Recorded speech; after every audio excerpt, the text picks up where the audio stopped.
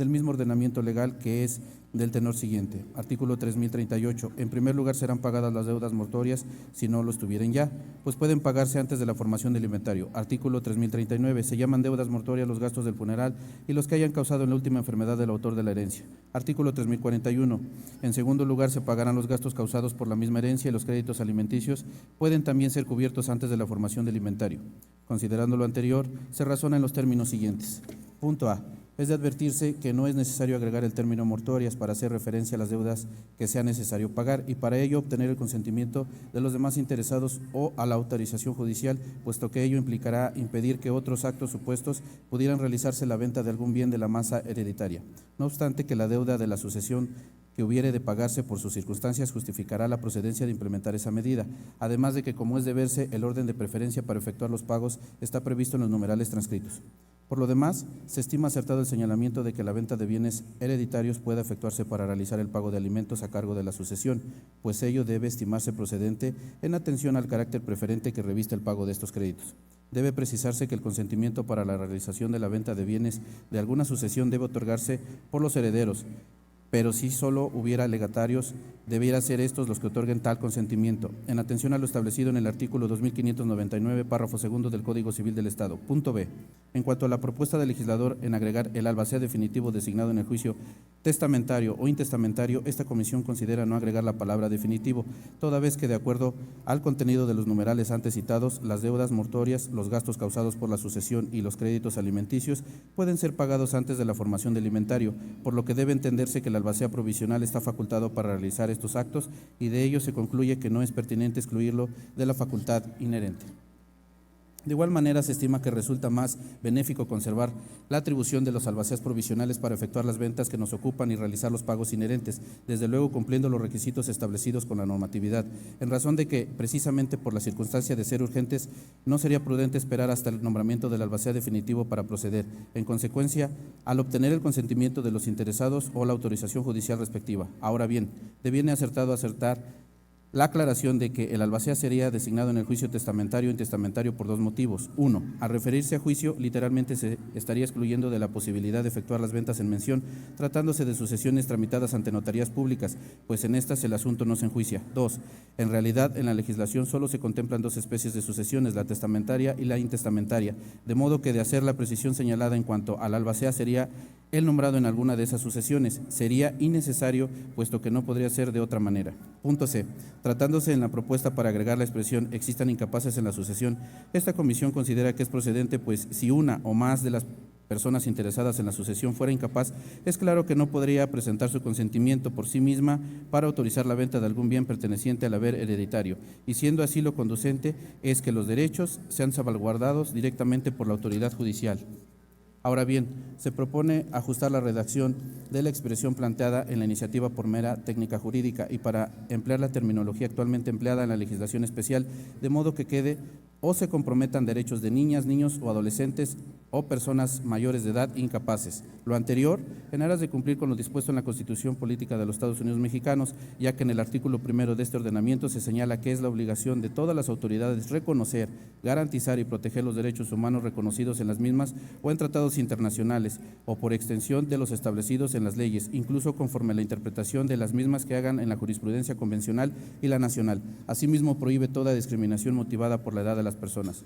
En el artículo cuarto de la Constitución Federal se establece que en todas las decisiones y actuaciones del Estado se asegura y cumplirá rigurosamente el principio de interés superior de la niñez, garantizando de manera plena sus derechos.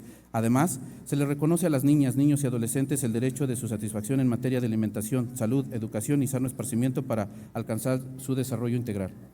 En consecuencia, se reconoce la necesidad de proteger los derechos fundamentales de legalidad, seguridad jurídica y debido proceso, tal como se establece en los artículos 14, 16 y 17 de la Constitución Política Federal, toda vez que esto implica garantizar la protección de los interesados en las sucesiones, así como brindar certeza jurídica en la realización de los actos que se realicen en el trámite de las mismas.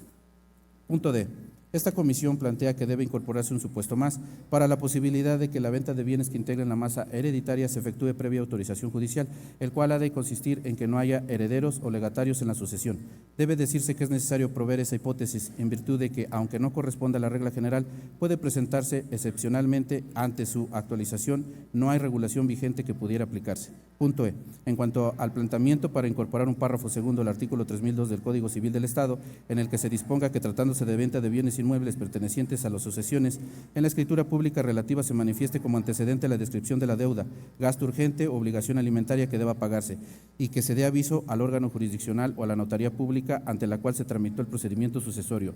Del otorgamiento del contrato de compraventa inherente, quienes integramos la comisión dictaminadora consideramos que las propuestas inherentes son acertadas.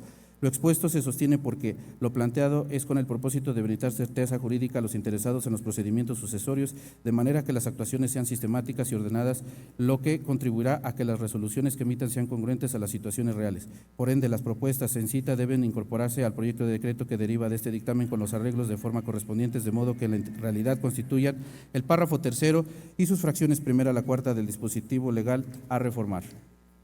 En conclusión, con base al análisis de la iniciativa que nos ocupa, se coincide con el fundamento lógico jurídico que expresó para justificar la pertinencia de la reforma del artículo 3002 del Código Civil del Estado Libre y Soberano de Tlaxcala, en virtud de que lo expuesto de la Comisión Dictaminadora se permite someter a consideración de esta Asamblea Legislativa el siguiente proyecto de decreto. Artículo único.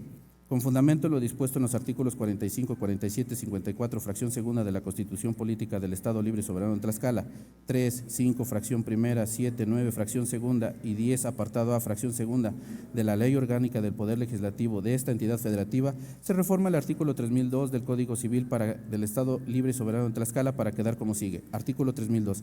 Si para el pago de una deuda u otro gasto urgente causado por la sucesión o para efectuar el pago de alimentos fuere necesario vender algún bien, el albacea deberá hacerlo de acuerdo con los herederos o con los legatarios, si no hubiera herederos. En los supuestos de que no hubiera herederos ni legatarios, si no fuera posible obtener el consentimiento de aquellos o estos, o se comprometieran los derechos de niñas, niños y adolescentes o personas mayores de edad incapaces, la venta podrá hacerse con autorización judicial. Cuando la venta sea de algún bien inmueble, se observará lo siguiente. Primera fracción. En la escritura pública relativa se describirá como antecedente la deuda, el gasto urgente o la obligación alimentaria a cargo de la sucesión de que se trate. Fracción segunda. Al juez o la persona titular de la notaría pública ante quien se tramitó la sucesión se le remitirá inmediatamente un tanto del aviso definitivo que se emita con motivo del otorgamiento de la compraventa para que lo incorpore al expediente respectivo. Fracción tercera. Al testimonio que se expida se agregará el acuse de recibo del aviso definitivo remitido a quien conozca del trámite de la sucesión. Y fracción cuarta. El registro público de la propiedad y del comercio del Estado no escribirá el testimonio de la escritura pública de referencia, sino presentará copia certificada del acuse de recibo indicado en la fracción anterior. Transitorios. Artículo primero. El presente decreto entrará en vigor al día siguiente al de su publicación en el periódico oficial del Gobierno del Estado de Tlaxcala. Artículo segundo. Se derogan las disposiciones que se opongan al contenido de este decreto. Al Ejecutivo para que lo sancione y mande publicar, dado en la Sala de Sesiones de Palacio Juárez, recinto oficial del Poder Legislativo del Estado Libre y Soberano de Tlaxcala, en la ciudad de Tlaxcala de Xicoténcala, a los 11 días del mes de octubre del año 2023. Comisión de Puntos Constitucionales, Gobernación y Justicia y Asuntos Políticos. Diputada Reina Flor Báez Lozano, presidenta. Diputado era Alejandro Campeche Avelar, vocal. Diputado Jorge Caballero Román, vocal. Diputada Gabriela Esperanza Brito Jiménez, vocal. Diputada Maribel León Cruz, vocal. Diputada Laura Alejandra Ramírez Ortiz, vocal. Diputada Mónica Sánchez Angulo, vocal.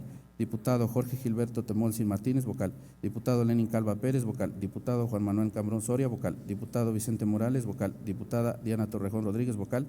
Diputado Rubén Terán Águila, vocal. Es cuanto, presidenta.